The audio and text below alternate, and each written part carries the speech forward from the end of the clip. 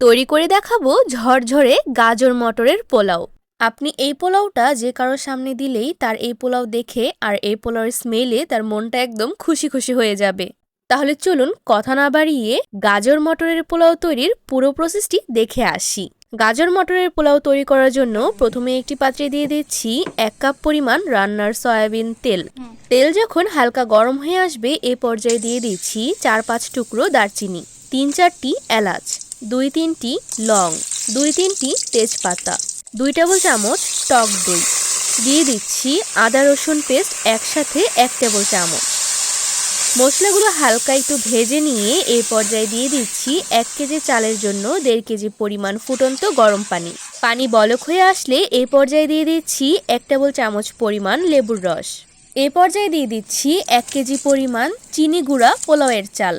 এই চালগুলো আমি রান্না করার 20 মিনিট আগে ভালো মতো পরিষ্কার করে ধুয়ে 20 মিনিটের মতো ভিজিয়ে রেখেছিলাম। পোলাওয়ের চাল ধোয়ার সময় এমনভাবে ধুতে হবে যেন চাল থেকে সাদা পানি বেরিয়ে একদম স্বচ্ছ পানি বেরিয়ে আসে।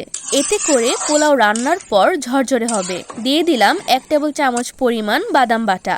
এ পর্যায়ে ঢেকে রাখছি 3 মিনিটের জন্য। এটুকু সময় চুলার আঁচ মিডিয়াম টু হাইয়ে রাখতে হবে। 3 মিনিট পর হালকা যখন পানি শুকিয়ে আসবে এই পর্যায়ে দিয়ে দিচ্ছি 4-5টি আলু বোখারা। দিয়ে দিলাম 1 টেবিল চামচ পরিমাণ কিশমিশ। দিয়ে দিচ্ছি 1 চা চামচ পরিমাণ চিনি এবং 1 টেবিল চামচ পরিমাণ লবণ। লবণটা আমি স্বাদ অনুযায়ী দিয়েছি, আপনারা চাইলে আপনাদের স্বাদ অনুযায়ী দিতে পারেন। 1 টেবিল চামচের চেয়ে একটু বেশি দিয়ে দিচ্ছি কেওড়া জল।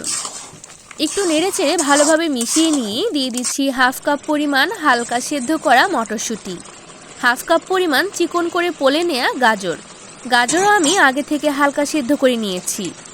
দিয়ে দিচ্ছি 2 টেবিল চামচ পরিমাণ ঘি কিন্তু আমার বাড়িতেই তৈরি করা আর এর রেসিপি আমার ইউটিউব চ্যানেলে দেয়া আছে।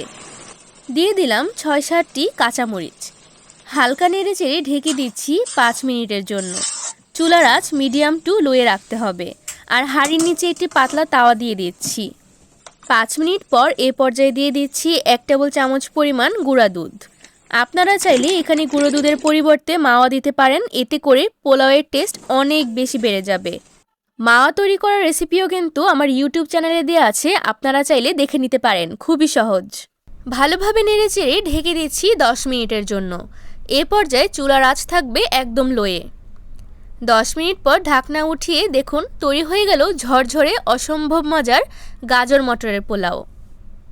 এই পোলাওয়ের স্মেল বিয়েবাড়ির পোলাওয়ের থেকে কোনো অংশে কম না, আর খেতেও কিন্তু অসম্ভব মজা হয়। বাড়িতে একবার ট্রাই করেই দেখবেন, তাহলে কিন্তু বারবার খেতে ইচ্ছে করবে। আশা করছি আমার আজকের রেসিপিটি আপনাদের ভালো লাগবে, একবার হলেও বাড়িতে ট্রাই করবেন। তো দেখা হচ্ছে নতুন কোনো রেসিপির সাথে। সে পর্যন্ত আপনারা সবাই ভালো থাকুন এবং সুস্থ থাকুন আর দেখতে থাকুন বাংলা কুকবুক। আল্লাহ হাফিজ।